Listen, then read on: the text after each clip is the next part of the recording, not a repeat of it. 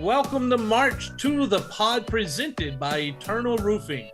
We are your consistent source for Sam Houston athletics.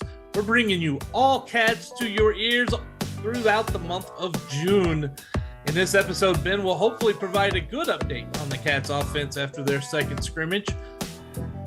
We're going to give the defense some love. That is not what we're doing on this one. Cory forgot to rewrite that. So what we're going to do is we're going to continue to love on the defense and talk about the linebackers and defensive backs.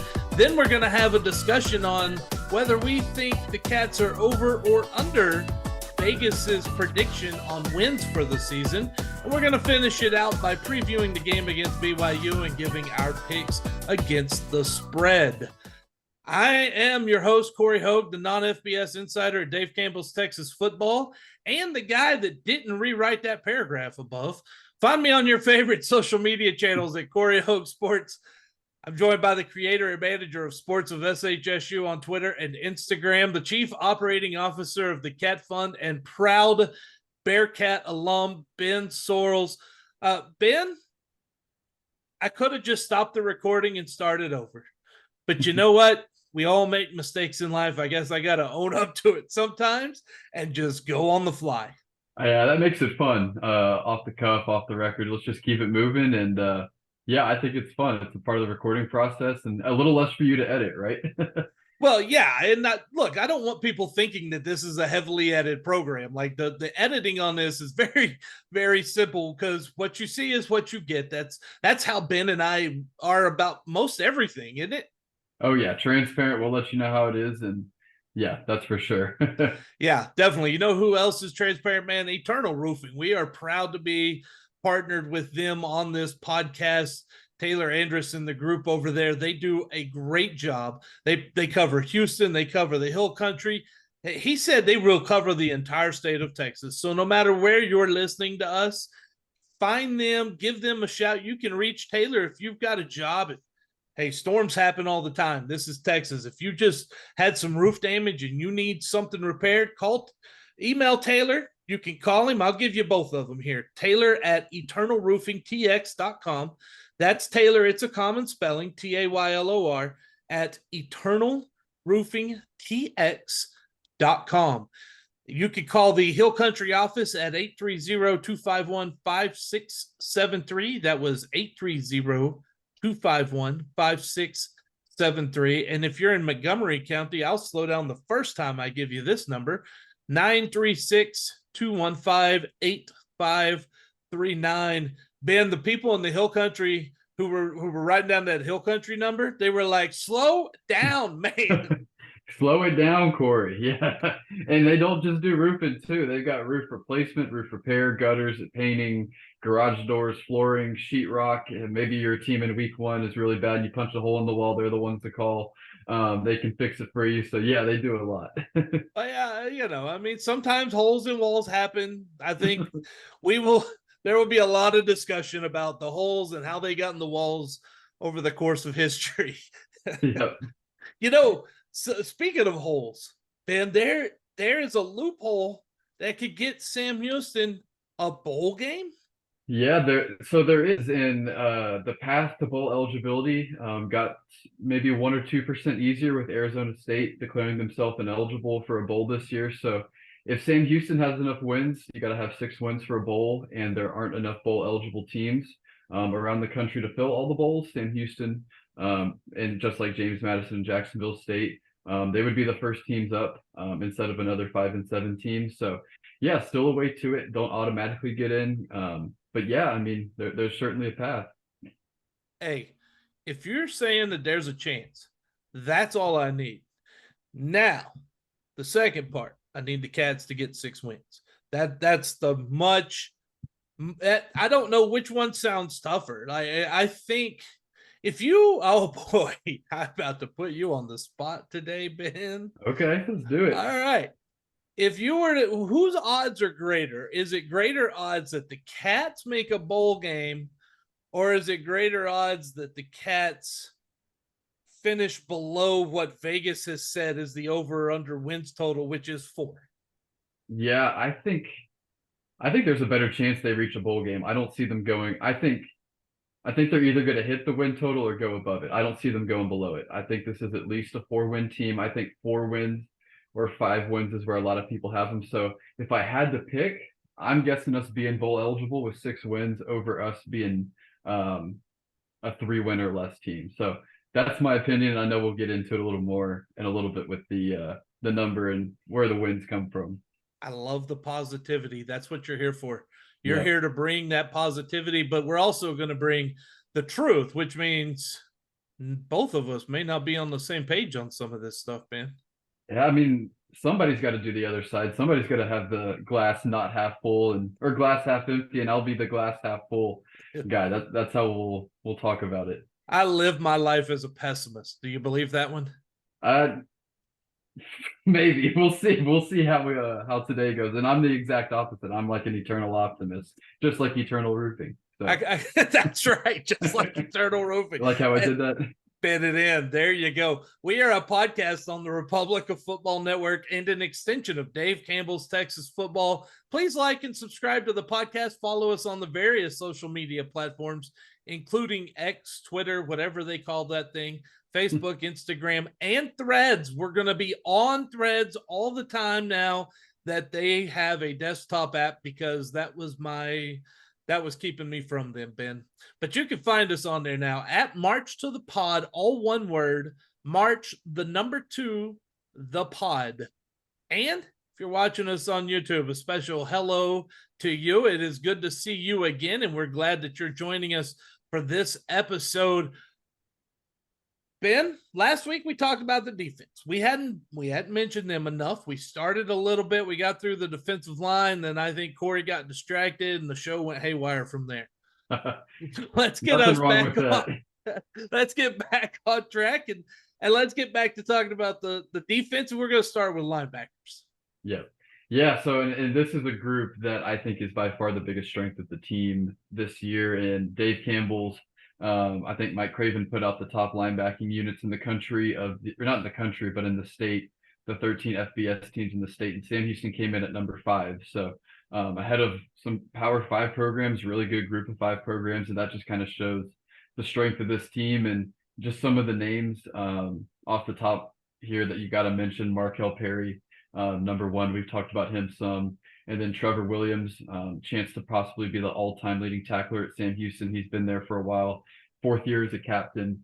So he's really good. And then you've got Kavian Gaither, and he was the WAC Defensive Player of the Year last year. And he was a guy competing for a starting spot just to try to get into the starting rotation. That just kind of shows the depth that there is in the linebacking group. But those are going to be your starting linebackers, and that's what's listed on the depth chart that just came out. Oh, man, that linebacking core. It's nice. That's just solid. the beginning. I mean, when you look at the 2 deep, you've got Isaiah Nixon, who a couple of years ago at Texas State was really good for them and started an entire year. You've also got Sincere Jackson, who I've heard has NFL tools, and the one game he played last year, I think he had 8 tackles against A&M, and he's really good. And you've got Jalen Phillips, who was a WAC Defensive Player of the Week one time last year and was one of the leading tacklers last season. And so, I mean, you've got depth, you've got star power. I mean, it's a group that's loaded, and I think it's by far the most deep and talented group on this team. Okay, so here we go. We're going to get to the defensive backs now. But as we transition there, this is my question. Could any of those backup linebackers, could we see them? Are they someone who could maybe be a hybrid and play some safety? Yeah, so it's interesting you mentioned that. I don't think any of them right now are going to move over to safety. I think if you had to choose one, it would be Kavian Gaither. And he actually fully transitioned to linebacker last year, and he signed out of high school as a safety and made that transition. So I think they're all locked into being a linebacker full time. But if one had to move, it would definitely be Gaither. He's got a lot of experience there. He's obviously one of your most talented players on defense, so he could definitely do it. That is awesome. Who else is in the backfield? Yeah, so the defensive backfield, it's not a group that gets a ton of love. And it's a group that I think, just because the front 7 is so strong, and we all know about the front 7 and how good it's going to be. But, man, I think there's some names that people have to know here. And we'll start with David Fisher. He's one of three or four guys last year that saw a ton of playing time due to guys redshirting, guys like Isaiah Downs or guys getting injured, like BJ Foster towards the end of the year. And man, he had an impressive camp, and I've heard he might be our top cover corner this year, and he's just a redshirt sophomore. So you start with him, and then some other names at DB are Caleb Weaver. He's another young guy, and then Donovan Adkins. So those three really young guys are names that we don't know a lot of, but saw a ton of action the last 3 or 4 games last year, and they're all going to start and play huge roles this year. So these guys, are we going to see, because it's going to be hard to run on this defense. That much we pretty much have decided is true. Are we going to see teams really go vertical on this defense a lot? And if so, how successful will they be against kind of a young group? So I was actually listening to a BYU podcast, and they said that the weakness of this defense is the secondary, and so that's what they're going to try to expose. And so I think early in the season, that's where teams are definitely going to try to look to try to get to this defense, just because they know the front seven is so strong. So I expect that. But man, I'm really high on David Fisher at corner, also really high on Jordan Morris, transferred from Coastal Carolina last year and had a great year for us. And then you bring back Isaiah Downs, and I mean, he was one of the heroes of the national title run and has been here for a long time. So, and then behind them, you've got a couple transfers and JUCO guys, and so they've got experience. You add in Jabari Johnson, he's another one that's going to be pretty good from ULM. So I think there's depth at this position and or at the DB position. And Keeler even mentioned today that he thinks there's multiple guys that can play multiple positions and they feel comfortable with all of them. So an overlooked group, but I think they're still going to be pretty good. I want to take a second because, sometimes fans don't get behind the curtain access. So let's give a little bit of behind the curtain access to what it's like for a defensive back. And just imagine that when you go to work, the only time people really notice you is when either you give up a big play or you make a big play. All the other stuff you do in between, where you're setting up, you're doing all those other things to help the team. You could even be special teams. They're not going to know you. But if you give up a couple of touchdowns, they know your name. That is a tough situation. And that, to be a good defensive back, it takes a lot of mental strength. It does. And I mean, honestly, I never played football, so I can't really speak to it, but I feel like it's one of the most athletic positions on the field. I mean, you've got to be able to guard arguably the fastest guy on the other team, maybe the most athletic guy on the other team. You got to guard tight ends. You got to be able to come down and stop the run. So you got to do a lot of different things at corner and DB, safety, and yeah, it's a really difficult position. And like you said, don't really know their names until they either make the game-winning interception or they give up the game-winning touchdown. There's really no in between. So you brought up a great point there when you talked about how they're gonna, a good safety has got to come down the line of scrimmage. And with these offenses today passing as much as they do, you really need 2 linebackers and 5 DBs on the field. You really do a lot of times. That's why what we're watching, and I also want people to understand, we are watching Micah Parsons transform the NFL and how the NFL is played. And I say this because he is your first kind of true hybrid linebacker defensive end. Lawrence Taylor could do some of those same things. But I really think with the speed, you're going to see teams and schools, and I think some of that's even started at the bigger colleges like Alabama and stuff. I've heard Saban talk about they're looking not as much for a linebacker as a hybrid, a guy who could be a linebacker or a safety a lot of times. Right. And I think we've got 2 guys that kind of fit those molds with us. And we talked earlier about Kavian Gaither. He's a guy that did play safety, but now he's playing linebacker, playing really well, and he could probably transition back if he needed to. And then Markel Perry, not that he's Micah Parsons, but man, he can play that jack role, that defensive line / linebacker position, and play both of them really effectively. So they've got a couple guys that can do a little bit of both. Isaiah Nixon, he's another one behind Markel Perry that can kind of be that hybrid D-line linebacker position. So there's a couple guys we've got that can really have some position versatility if they need to. I am amazed at how good the athletes are of today. So there are times where I just stop and I go, there are things today that we didn't see happening in the 80s and 90s, which are only decades that I remember. So there you go. Um, but honestly, it seems like even in the last 10 years, the level of athlete has just shot up.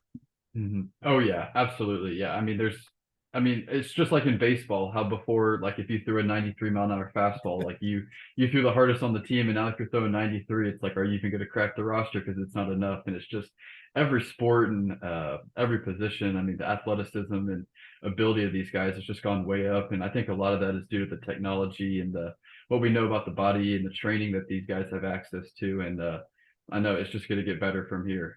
I am always surprised when I watch a college game and see a guy throw like 86 and I go, oh yeah, no, that actually is pretty good back in the day. Yeah, even 10, 12 years ago, Yeah. I mean 2005, I mean the guys were topping out 90 to 92, and now if you're throwing 90 to 92, you better be a sidearm lefty or something like that.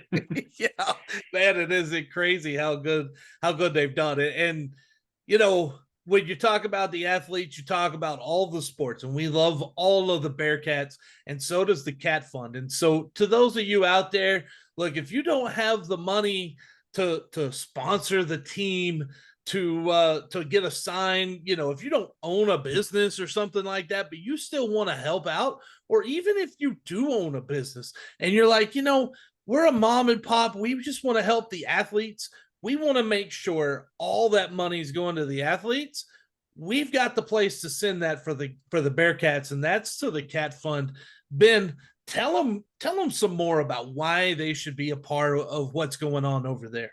Yeah, it's so much good going on. We're getting to support these athletes, which is the biggest thing, and all the money's going to them, which is huge, and rewarding them for what they do on the field and off the field and doing things the right way and staying at the school for multiple years. And as a member, you get access to exclusive content, things like that, apparel.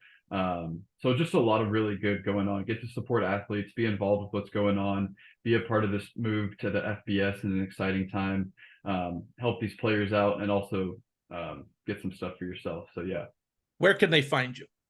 Yeah, cat fund.com, and then yeah, cat fund, I believe it's just one word on Twitter or X, whatever it's called, and Instagram. So that's where we can find it. Hyphen, man. That's why you got that college education. You're smart. I guess you could put it that way. I would have said dash, man. Not, you know, that's a difference. Yeah, I mean, I've repeated it enough to people. I think that I know it's a hyphen now. I think it was dash for a while, and I think we've migrated over to hyphen. Sound a little more educated. Does it? I Well, guess. well, you know, it could say Cat Fund TX.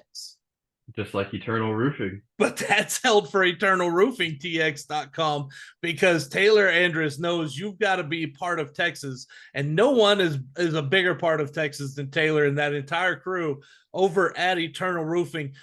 Earlier we talked about the services, and they offer a wide range of things, but there's a lot of other stuff about this business, Ben. They give back. That Taylor has built this thing, and it's still in its early stages, but even when he was at his last job, he made sure his business was supporting and sponsoring the Bearcats athletics and around the facility. And he mentioned to us, he's looking for ways to continue to do that. And he was glad to be a part of this podcast as one way. And we're very happy to have him too. To have someone like that, an alum, someone who loves that place, wants to invest in that place, that's the kind of person that you really want when you highlight a school, because those are the ones that make those schools special, Ben. It is, and it is really special to have a Bearcat alum sponsoring the show. I mean, it could have been anybody, but I really love that it is a Bearcat. And I was at the alumni networking thing event this past weekend, and one of the quotes was, "Your degree is only worth as much as you give back." And so Taylor's definitely a guy that's given back to Sam Houston athletics and the Huntsville community. That's for sure. He certainly has. So if you need anything done, general contracting or any roofing repair, contact Taylor. That's Taylor at eternalroofingtx.com. If you're in Montgomery, you can call at 936-215-8539. I'm going to slow that down for you. 936-215-8539. And if you're in the Hill Country, call 830-251-5673. Give Eternal Roofing a call. You won't be disappointed.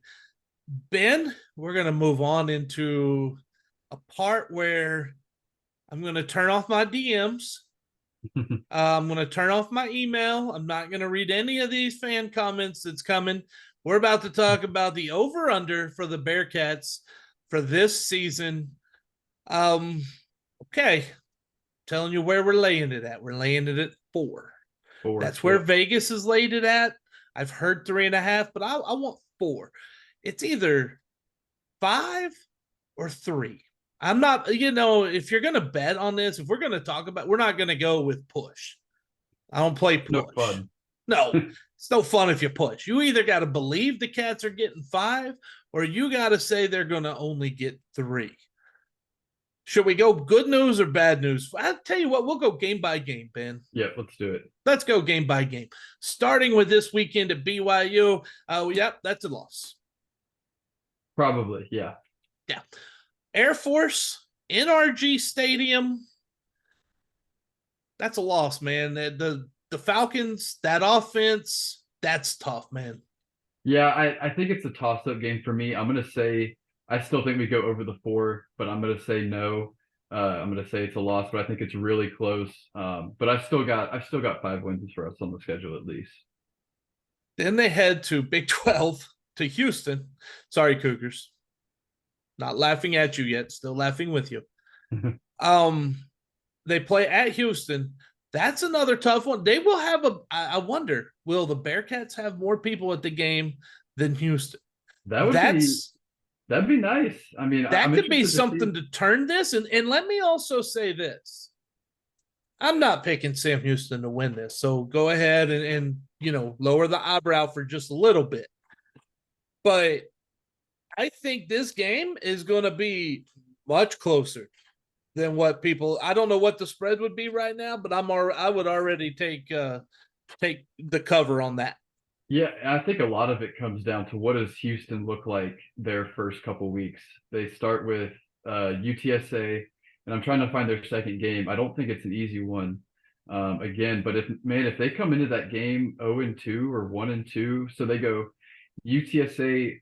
Right, so they should at least be 1-1. Then they play TCU, then us. So if they come in 1-2, I mean that team's going to be kind of down already, coming off a disappointing year last year. And if they're 1-2 and they've got Texas Tech the week after us, I mean it's going to be tough to not overlook us. So I mean, I think it's a game that we could have a shot in. So we'll see. But I'll still say probably a loss. I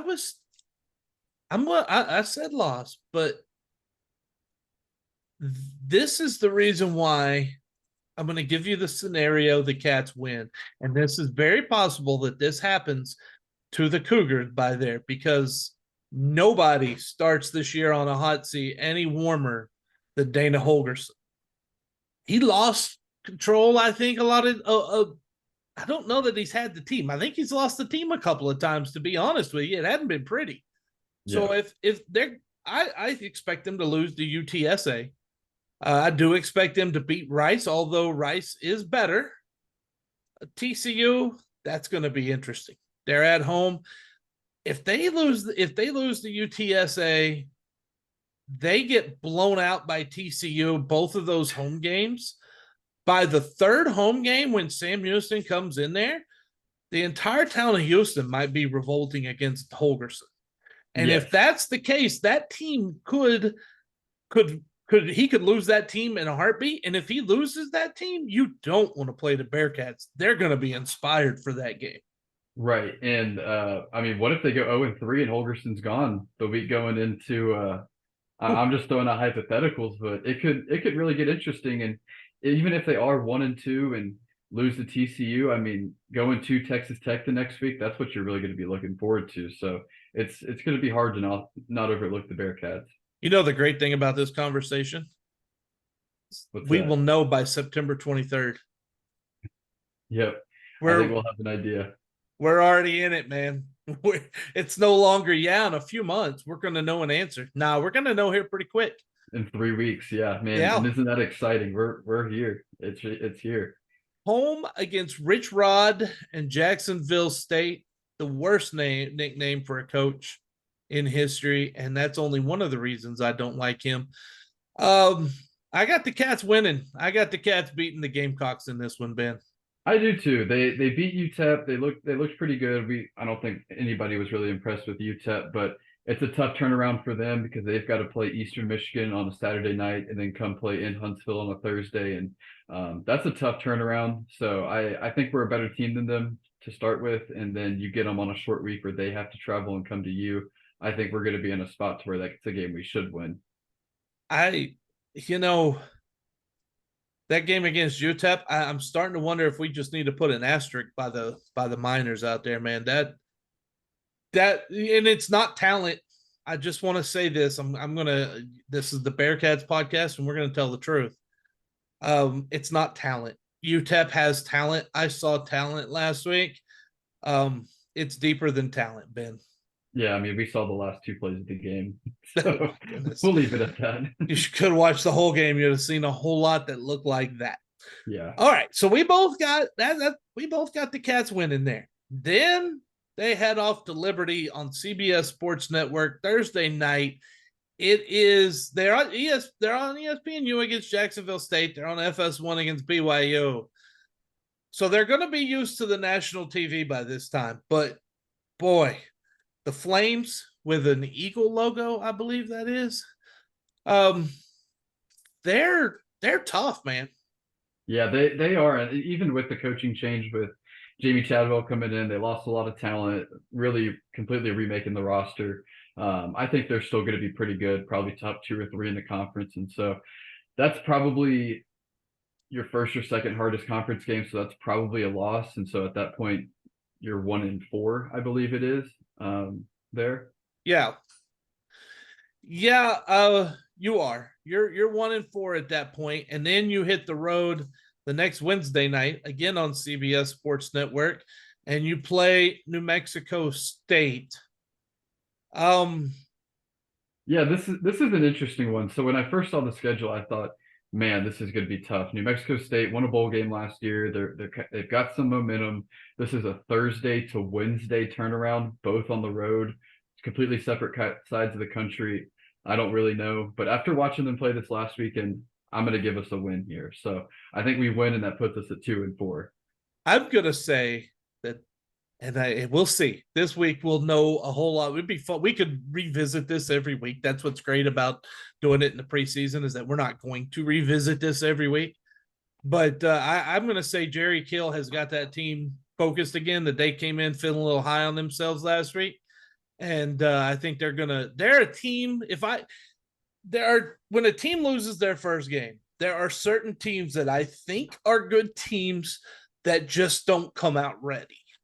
And I'm going to put the Aggies in that column for now, but by week 2, we're going to know the truth. Either they're bad or they're a bowl contender again. And they did the same thing last year. I don't know if they'll do it again this year, but they started really slow, ended the year hot.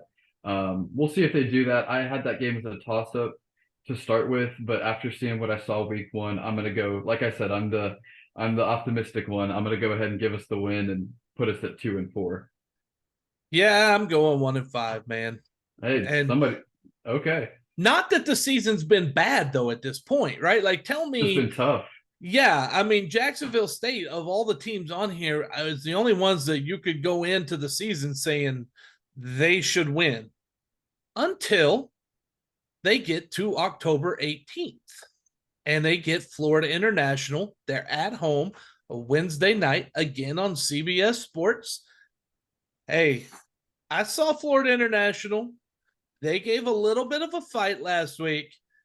They're all about they have no passing game, man. They have 0 passing attack, all Cats all day long, 2-5. Okay, yeah, and I'm going to chalk it up to a win also. I think it's the game we should win and expect to win, so that'll put us at 3-4 for on my end. And then UTEP comes in the next week, ESPN2 at home. Oh, you know what? I give Sam Houston the win there. That's 3 wins. I'm at Yeah, 3 wins already, Ben. yeah, and I think we stay hot. I mean, I got us on a 3-game winning streak at that point, and I got us at 4-4. Oh, and then they get Kennesaw State. I think it's a win. Kennesaw's in their transition year. We've seen what transition years look like. But they're also playing, I think, a 9-game schedule or 10-game schedule against 3 or 4 Division II teams, stuff like that. So, yeah, I don't think we're going to see much from them this year, much good from them, I guess, just because of the transition. We saw what it did to us last year. So I'll chalk it up to a win, and that's going to put us at 5-4. And you just gave the reason why I'm giving Kennesaw State the win, man. I think Uh, there's usually a game where the Bearcats can overlook an opponent sometimes. whew, And man. I think this might be the one because let's face it, man. You've been playing BYU, Air Force, Houston, Jacksonville State, Liberty, New Mexico State. These are all schools you know. Who the heck? I mean, yeah, we know Kennesaw State. They're FCS or they're transitioning now, but are we going to take them as serious? That's the question that I have in that one. And I am going to give the upset here. Okay. I'll add also that that's a Wednesday to the next Saturday turnaround. So you've got a week and a half, which I think is going to help Sam Houston. And then if that's your 5th win, I mean, you see bowl eligibility in your sights. And so I would hope at that point Keeler's got him motivated and ready to go. So I think that's why I'll give him the win. All right. Well, you see bowl eligibility in your sights, and you head to Ruston, where we look, La Tech. They're another one of those teams. Ben, I think they're a good team. I believe that Sonny Cumbie's a good coach. He may prove me wrong in about another 3 or 4 days when Saturday comes around if they're playing again and they don't look better than they did last week. They have some issues, but they were week 1 issues mostly. I think it's things that can be repaired. I'm giving on the road. I'm giving Louisiana Tech the first and probably last win they'll ever get over Sam Houston. I agree. This was probably the second big toss-up game for me this year coming into the year. I gave us New Mexico State, which was my other toss-up. So I'll say we lose this one and we move to 5-5 on the year. I think it's a game we can win, but I think it's going to be really close. Didn't you go Western Kentucky? Yep, there's a loss. Yeah, we'll keep moving. All right, so now you've been on the road. Louisiana Tech on a Saturday, Western Kentucky on a Saturday, and here you are the final Saturday at home, Middle Tennessee, bowl eligibility on the line if Mr. Sorrells is correct. Now I think it's been a rough year. I think it is at this point of the season. I think these last 3 games is where we see the 85 scholarships play a factor. Where we see it's only playing a factor because Sam Houston hasn't had them for as long as these other teams. The depth has not been fully built there. It is still young. And these 3 games is where I think we show it. And I think Middle Tennessee takes the final game of the season there.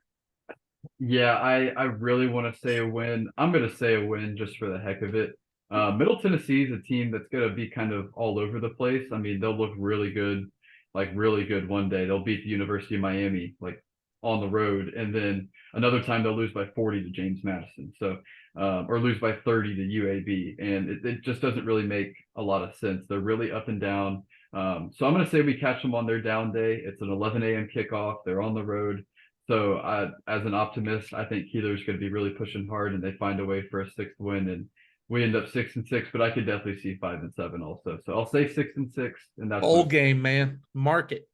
Yeah. Start saving the money now for a bowl game. It's coming because look, Arizona State did us a favor by being held out of postseason for a year. Thank you, Sun Devils. Thank you, Herm Edwards. Thank you, everybody, for breaking the rules. We appreciate that. If we could get a few more of you to break the rules, that would also be great.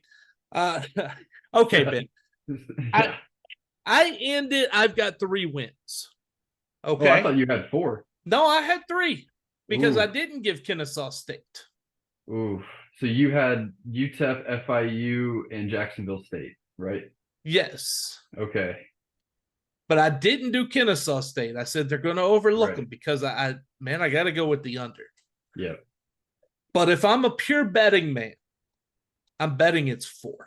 I think 4 wins is the most likely number this year. And I think at 4 wins, we have to be satisfied as a fan base for the first year with an FBS schedule. We do. And I think 4 wins would be right at everybody's expectations. I think everybody would be just fine with the move. And it's something you can definitely build on. And a lot of lines I've seen are even 3.5. So if you get 3.5 somewhere, I mean, that's a line I would definitely look at because I think 4 is very realistic and I think it's very attainable. You get a 3.5, you jump on that over because I see 4 wins, and in all honesty, I could see a 5th because when I say Sam Houston overlooks an opponent, it can happen. It has happened. We all have seen it. It's not a common thing though for a KC Keeler coach team.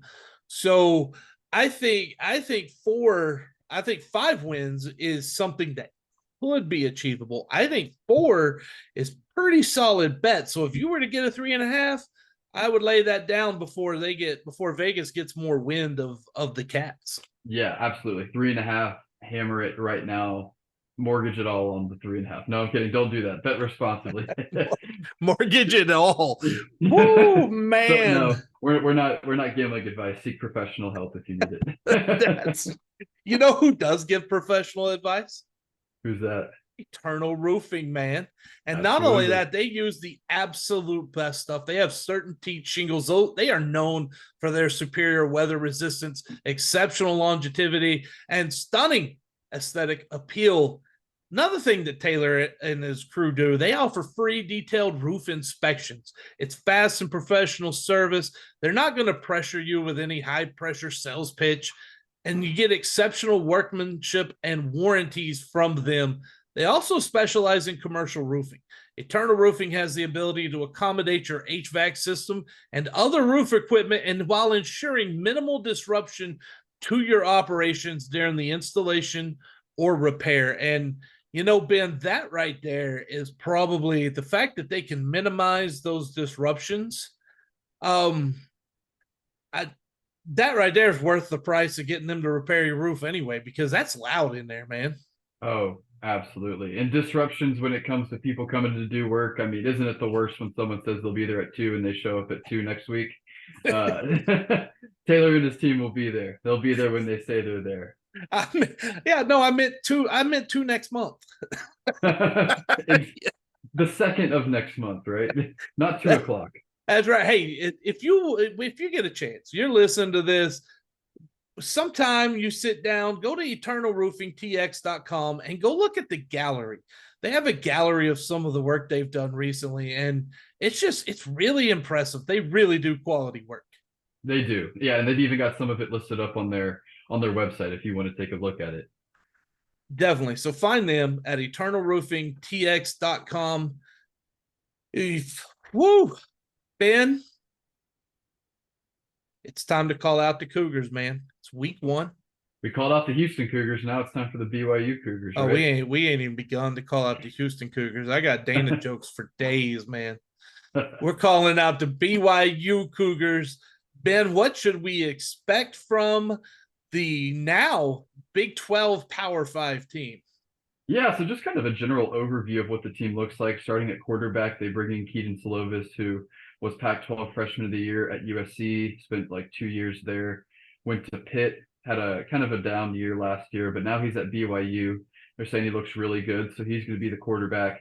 Obviously, they're going to be extremely big up front. A lot of these guys went on their 2-year mission and they're back, so they're 24, 25, 26 years old, really large, and that's just kind of the standard what BYU looks like. So BYU is going to be really big up front, so that's one thing to look for and how we can handle that throughout the course of 60 minutes. And then on the defensive side, they bring in a new defensive coordinator, Jay Hill, who was the head coach at Weber State.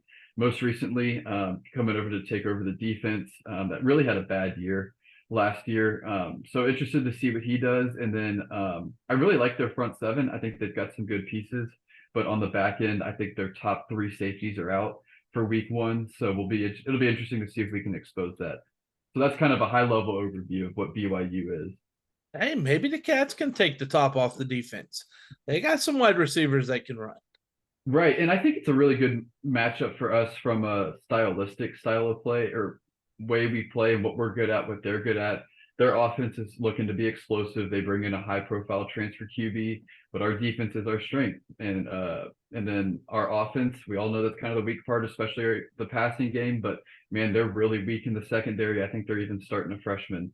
So maybe we could take advantage of that. So from when it comes to a strength versus strength, weakness versus weakness, I think it's about as good as we can ask for.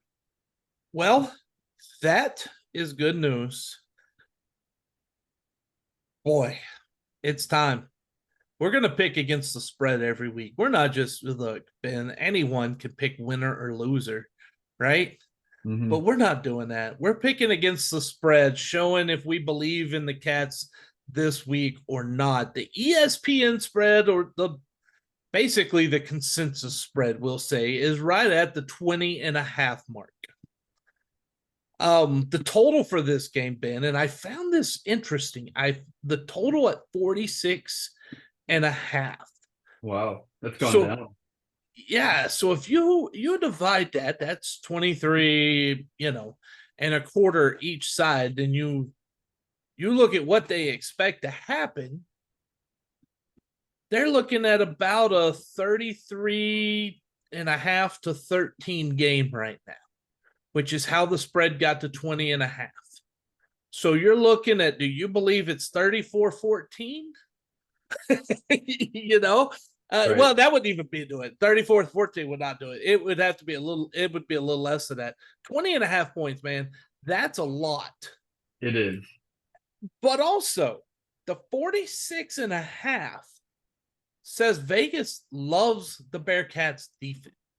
It does. It has them putting up anywhere from, or BYU putting up probably 32, 33, 34 points, which and we gave up 31 to A&M last year. And I think our defense is a lot better this year. So I think that's very reasonable. Yeah, I think so too. I think over 46.5 hits in this game if the Bearcats. I think there's also questions here about the Cats offense. They didn't put up a lot. That's what it hinges on. I think the BYU offense is due for 27 to 34 points, somewhere in that range. It just depends on how much Sam Houston scores and what they look like. Okay, so are you confident in the quarterbacks to take over the total? I am, because I think my final score prediction, and I've held to this, is probably going to be 34-17, which would put us at 51 and Sam Houston covering the spread. So that's what I think it looks like. And so I think we put up enough to push it over the total, and I think we also cover the spread. I don't know that they hit the total, but I do think BYU wins by 3 touchdowns. I got to tell you, man, Vegas does a tremendous job. They make money for a reason. They're in business for a reason. It's because they're very good. And these games, and I'm about to show you a little bit about the former Cory, who used to do a whole lot of gambling on these things. It was at this level where you could start to find some value. Vegas is going to nail your NFL. They're going to nail the top college teams every year, right? You can get value in some of these games when the group of 5, and I don't know that I see any value here on either side, to be honest with you. I think 20.5 is a great number. If you're asking me to lay my own money down, I'm not laying it on either one of those. Right. What are you giving for a final score prediction? I feel like you're thinking like a 30-10 kind of game. Yeah, I'm not sold on the Cats offense yet. Mm-hmm. I think we could see a 31-10, 4 touchdowns and a field goal, something like that. Yeah, I'm not sold that they're going to be able to put up 20 points, which I think they're going to need to do in a lot of, roughly 15 to 20 points is what you kind of got to figure on. I don't think they could put up 2 touchdowns.